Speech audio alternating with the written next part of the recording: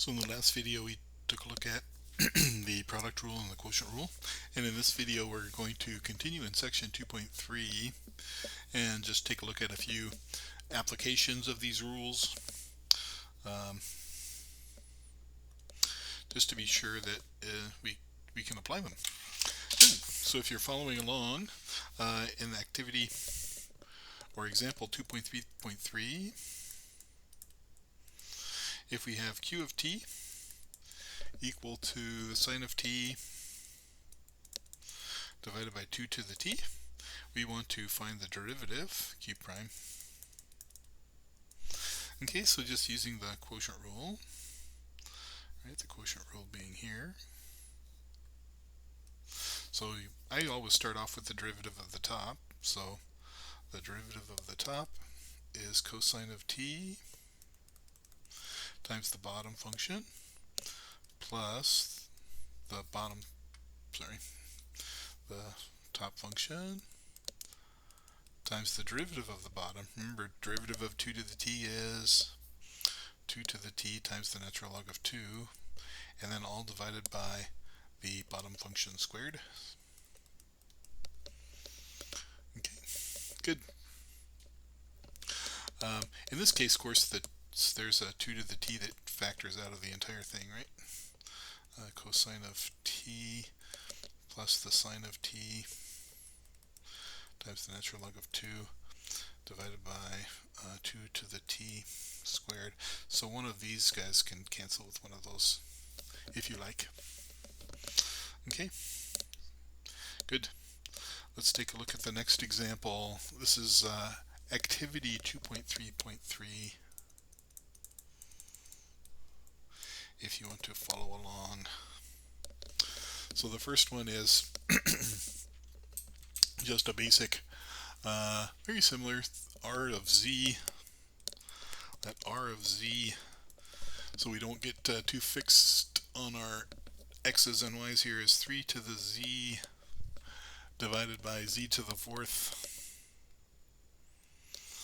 Hopefully you can read my z's. Z to the fourth plus 1.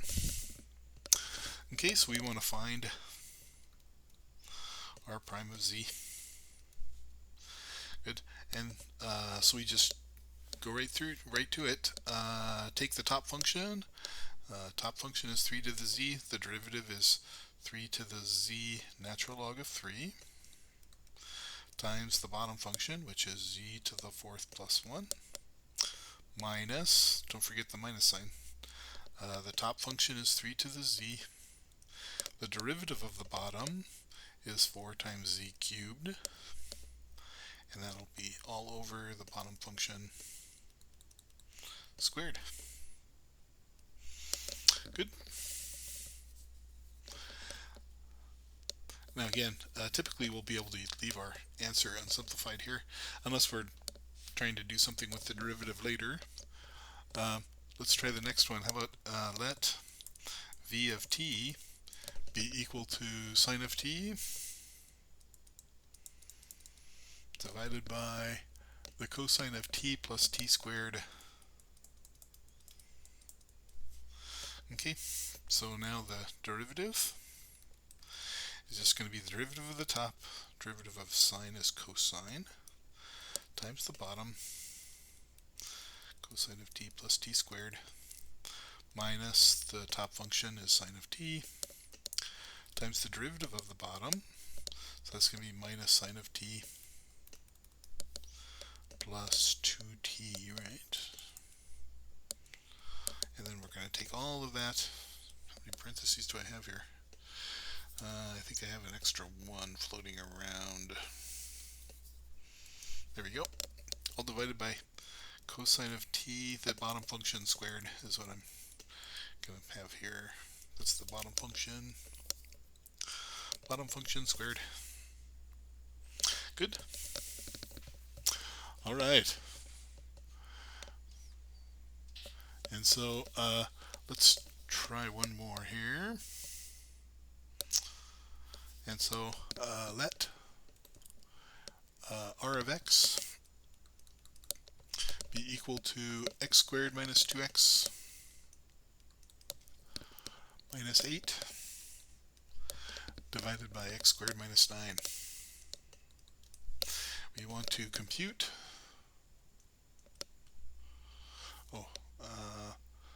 the slope of the tangent line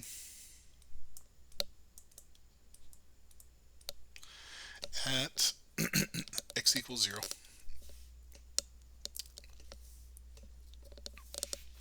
So there's a couple ways we could do this. We could find a general formula and substitute x equals 0, but you might notice here that if we set f of x equal to x squared minus 2x minus 8, then f of 0 would be minus 8, and f prime of x would be our 2x minus 2, and so at 0 we would have f prime of 0 would be minus 2. Similarly, in the denominator, you could say g of x is x squared minus 9, so g of 0 is minus 9, and then g prime of 0, g prime of x is just 2x, so then g prime of 0 would be 0.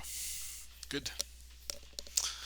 And the reason I say that is because if we're just computing the slope of the tangent line at x equals 0, we don't need to do all the algebra that's involved in the quotient rule here. We just know that r prime of 0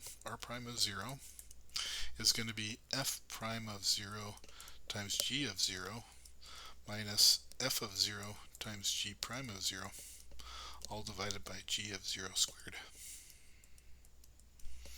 Good, and now we can just plug in our numbers instead of going through the algebra.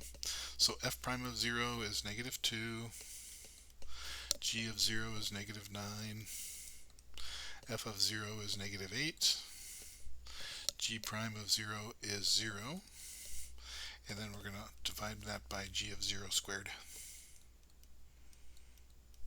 Good. Oops, which was g of 0 is negative 9,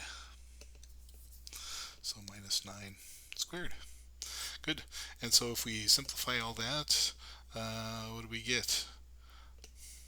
One of the minus 9s actually, well, this is going to go away, and then one of these cancels with one of those, and so you just get 2/9. Good. So this again is the slope. This is r prime of 0, which is the slope of the tangent line at x equals 0. Very good. Let's do one more example. A little bit more complicated. This is section 2.3.3. And so we're asking if f of x is equal to x times the sine of x plus x squared divided by cosine of x plus 2. How would we compute f prime of x? Okay, and so that's not a minus sign there, that's a times. Okay, so the idea behind when you're computing the derivative is you want to distinguish between what kinds of functions you're looking at. So in this case, right, you're looking at a product of x times sine of x, and in the second part of it you have a quotient of x squared divided by cosine of x plus 2. So when you take the derivative, the first part of the derivative is going to be the product rule behind or between x and sine of x. So let's go ahead and write that. That's the derivative of the first function times the second function plus the first function times the derivative of the second. Okay, so that takes care of the first product rule. And then we go to the next one.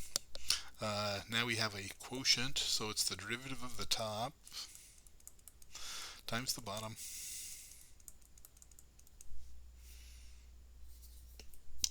I guess I don't need the extra. Oops, I got the parenthesis there.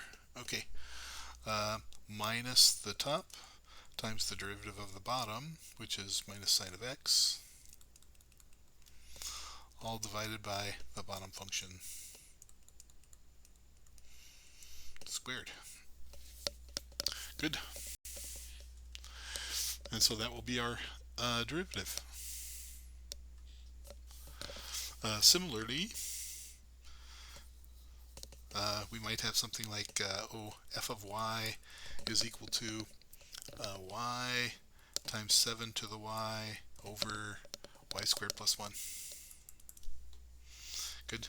So now if I take f prime of y, I want to differentiate this product. So if I don't want to deal with that initially, I could just say y times 7 to the y prime times y squared plus 1, and then minus y times 7 to the y times the derivative of this one, which would be our 2y, divided by y squared plus 1 squared. Okay, and now that I've got the right format here, I could go through and replace what's in this box here, right, with the product rule there. So that would be derivative of the first function is 1 times 7 to the y plus y times 7 to the y natural log of 7. Good. Times, and now I can just replace everything. Y squared plus 1 minus y times 7 to the y times 2y, all divided by y squared plus 1 squared. So this is just kind of some bookkeeping, but it's a handy way of taking the derivative. You can do an intermediate step. You don't have to take the derivative right off the bat. And so sometimes that's good for bookkeeping. All right, so those are some exercises from 2.3, and in class we'll do lots more.